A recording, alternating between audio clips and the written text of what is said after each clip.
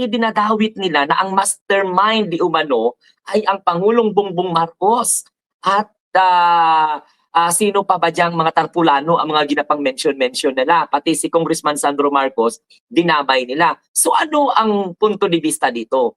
That was we called recycled. Good thing that most of the Filipino people cannot be easily persuaded and manipulated by this evil personality. Kasi parang wala lang eh. O, walang epekto yung press con. Isipin mo dyan, sasabihin mo, mastermind, sino ang nagbulgar ng katiwalian? Sino? Tapos sabi niya, kailangan daw niya si Diskaya, kailangan daw niya si Saldico na mag-witness, kaya po dapat mag-witness si Saldico, kaya ginpailan ng kaso. Di ba dapat siya ang mag-witness na talaga siya kaagad-agad, di ba? O, hindi nga nananawagan ito mga animal na ito na umuwi si Saldico. Si Pangulong Bongbong Marcos nga ang nagsabi, umuwi siya, harapin niya kung ano po ang dapat niyang harapin. Hindi, nagtatago.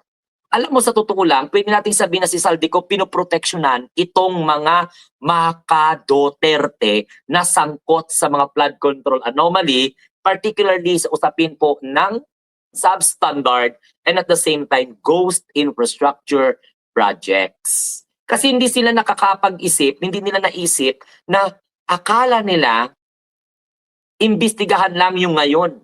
Nakalimutan nila na 10 years iniimbestigahan ngayon. Now, para makaganti itong matanda na ito, aba Diyos ko, Santissima Trinidad, nag-transform into aw-aw-aw man at saka meow-meow-meow. Si Kiko Barsaga, si Leandro Lebeste, ipag-combine mo yan, ang kinalabasan, Chavez Singson. Di ba? So mayroon na mga mutations na mga nangyayari. Itong si Chavez, ito po ay produkto ni Leandro at saka ni Kiko Barsaga. Diyos ko, katanda-tanda mo na. Bilyonaryo ka, trilyonaryo ka, negosyante ka, may pangalan ka. Pagkatapos, you can be easily manipulated, persuaded, and you can easily believe the documents coming from Lebeste or whatsoever na it cannot stand in court. Kaya lang, gusto talaga nilang patalsikin ng Pangulong Bongbong Marcos kasi nga, sabi nga nito ni Singson, 68 daw po nung ipinatalsik si 1986 or 68 years old ba?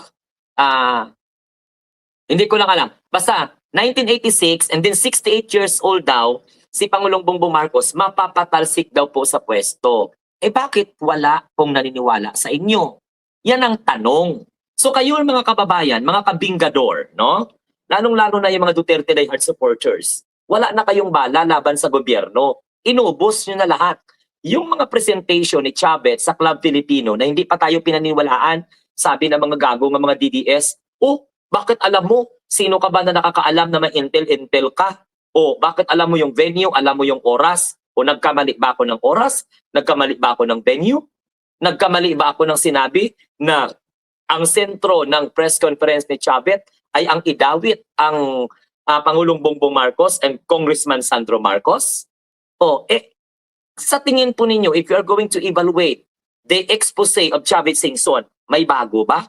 Wala. Recycle, recycle, recycle para lang na may pag-uusapan sila. Para yung tao maligalig, mawala ang tiwala.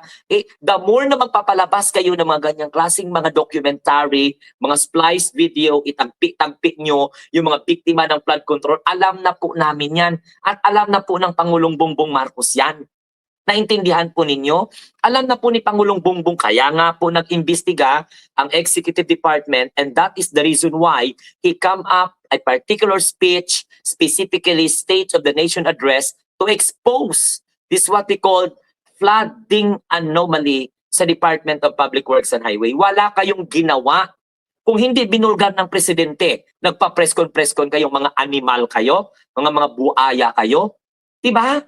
Matanda ka na, alam mo sa totoo lang, sana yung mga nalalabing utak ninyo,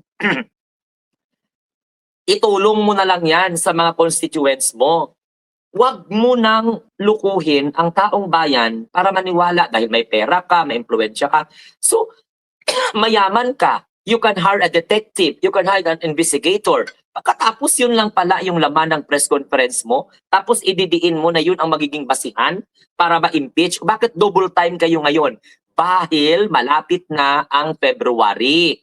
Oh, at saka ang 7th article of impeachment ni Sara Duterte maaari madagdagan. Oh, naintindihan ninyo? Kaya nga nagkakandara pa sila kasi umuugong ang balita na mag-refile again ng impeachment. And take note of that. Walang ibang makabinipisyo sa panggagago ni Chavez sa tao kundi si Sara Duterte. Kasi nag-iisip siya na mataas ang rating ni Sara Duterte, panahon na para at least dagdagan natin na maggalit ang taong bayan kay Pangulong Bongbong Marcos at sa kanyang pamilya. No way. Kasi peke nga yung resulta ng survey nyo eh. Alam nyo kung bakit peke? Kasi hindi 99.99% ang resulta. Diba? Hindi 100% ang trust rating ni Sara Duterte at saka yung kanyang performance rating. Kaya peke yun. No, nag-conduct naman kayo ng survey, nagpalabas kayo ng resulta, nahiya pa kayo gawing 101 para bagay sa mga aso at saka mga pusa. Di ba? Kaya nga mga makabingador, natatawa ako eh. Kasi nothing new. Walang bago at alam naman natin kung paano at ano ang dahilan sa likod ng pag-aalboroto ni Chavez Singson.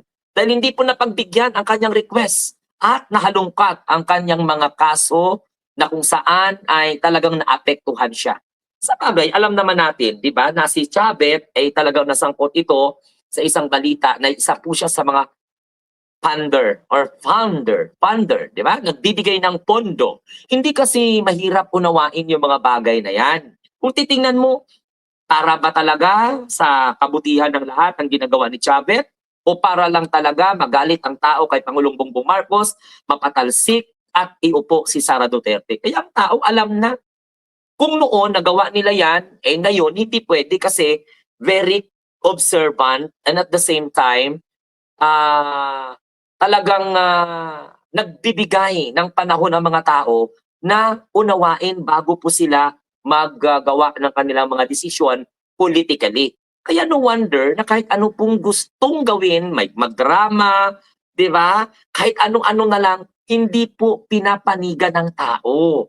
Hindi po sinusuportahan ng tao. Yan po ang realidad. Alam mo kung bakit ako naiinis sa mga kababayan po natin na naniniwala pa dito sa mga matandang hukluban na to? Anong maidulot ni Singson sa inyo kung paniwalaan nyo ang mga pinagsasabi niya? Aber, di ba? Siya nga, may pera siya. He can hire a lawyer. Hindi nga niya tulungan yung gobyerno para panagutin kung sino yung may mga sala. Ang ginawa niya is a mere political noise. Kaya nga, itong si Barsaga at saka si Libeste, nagsanib puwersa, lumutang ngayon itong si Chavez Singson. Kung saan ba kumuha si Chavez Singson ng mga dokumento na pinipresenta niya dyan? Recycled lang. At saka yung mga video clippings, mga sentimiento na mga iho di punggol na mga DDS yun.